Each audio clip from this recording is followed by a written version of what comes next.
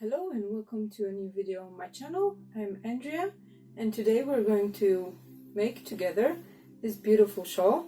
It's made using Tunisian crochet stitches. As you can see, it has more of a triangular shape and you work it on a Tunisian crochet hook with a cable.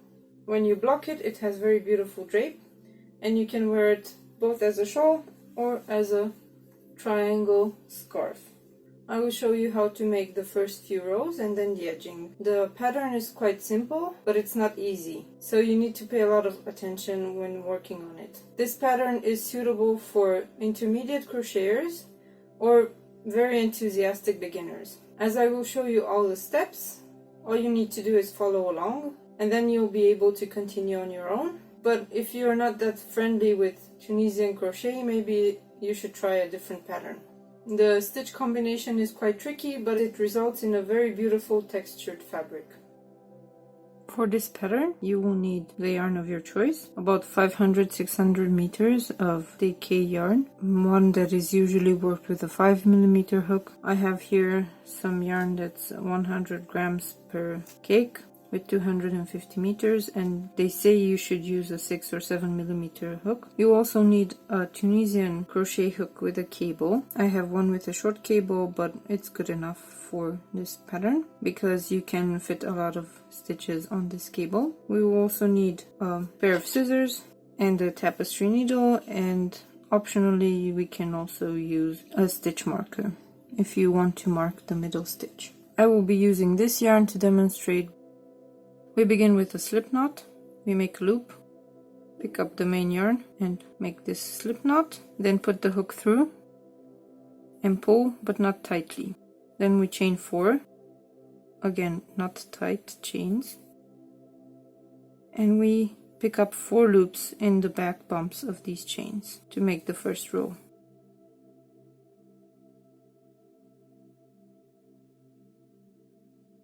This will be the last stitch from now on, so we don't count it as a Tunisian simple stitch. We chain 1 and yarn over, pull through 2 to return. The first row is finished and we will begin the second row by putting the hook through here in the first space, pick up a loop. This is 1 full stitch. Then we have a Tunisian twisted knit stitch. So for knit stitch, you just go with the hook between these 2 vertical bars and pick up a loop.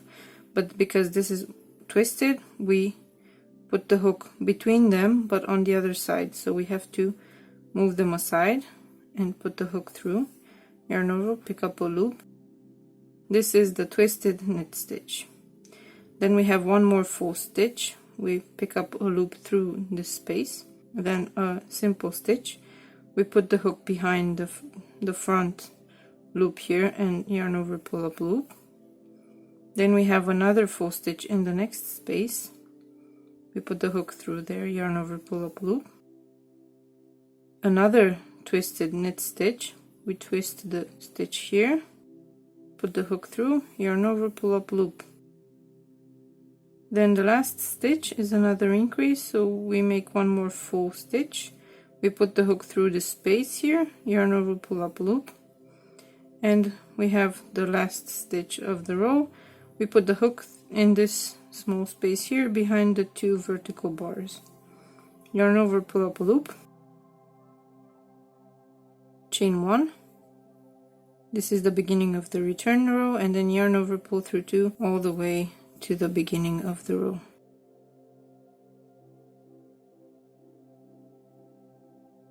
This was row 2 and already we have a nice rounded shape.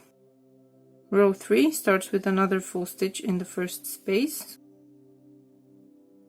Then we have another twisted stitch. You can do this with your hands until you get used to it. We twist the stitch, put the hook through, yarn over, pull up loop. Then we have a Tunisian simple stitch and another twisted stitch. Now we are close to the middle spine of the shawl, so we make 1 full stitch, 1 Tunisian simple stitch and 1 full stitch. Then we repeat the same as before. We have 1 twisted knit stitch, one simple stitch and one twisted knit stitch, then one full stitch in the last space here and the last stitch behind the vertical bars. We chain 1, yarn over, pull through 2 all the way to the beginning.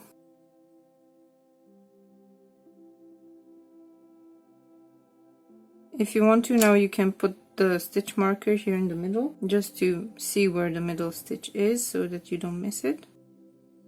We begin with a full stitch, then the twisted knit stitch, a Tunisian simple stitch, twisted knit stitch, simple stitch, twisted knit stitch. Now we are next to the middle stitch, so we have a full stitch. This creates one extra stitch, a simple stitch, and one more full stitch. And then we continue with the repeat of twisted knit, simple, twisted knit, simple, twisted knit,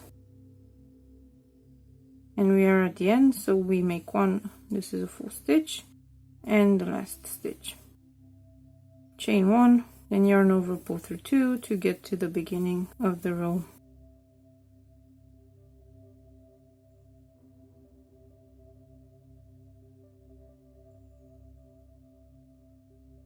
And this is the whole pattern. Now you can move the stitch marker to the next middle stitch, and we continue like this. Full stitch,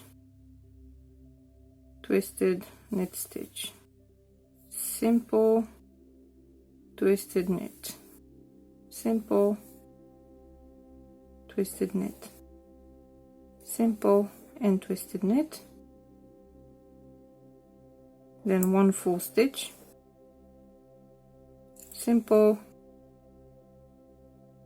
and one full stitch, and again twisted, simple, twisted, simple, twisted, simple, and twisted, then full stitch, and the last one, chain 1, yarn over, pull through 2.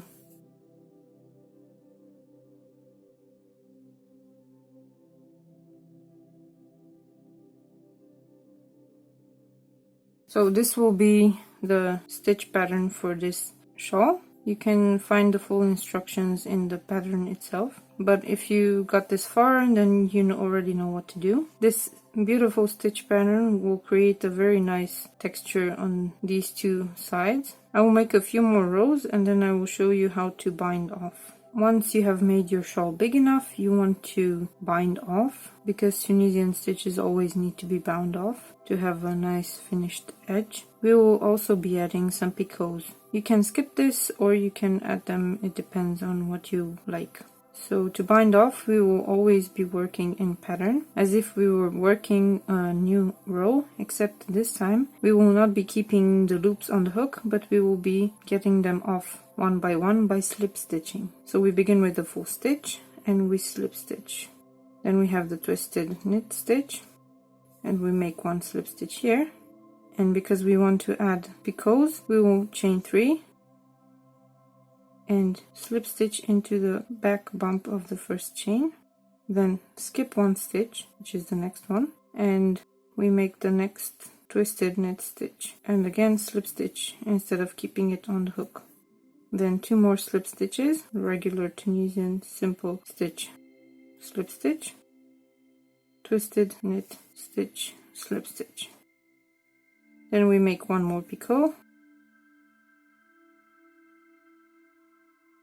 skip 1, and continue like this until the middle. Because my shawl is not very big, I will get there quite fast. Skipping 1 stitch in this case is not really a problem, because you have the picots there to distract the attention from the unworked stitch, so you can't really see it. This was the last picot on this side, and because we're still working in pattern, when reaching the middle, we'll make the full stitch, slip stitch. But we are in the middle, so I will make the picot here and skip the middle stitch to put the picot on top of the middle stitch here. And then make the full stitch in the next space and slip stitch. This way the two sides will be symmetrical. Going back, we do the same thing. We have the twisted knit stitch here, slip stitch, and making picots all the way to the last stitch.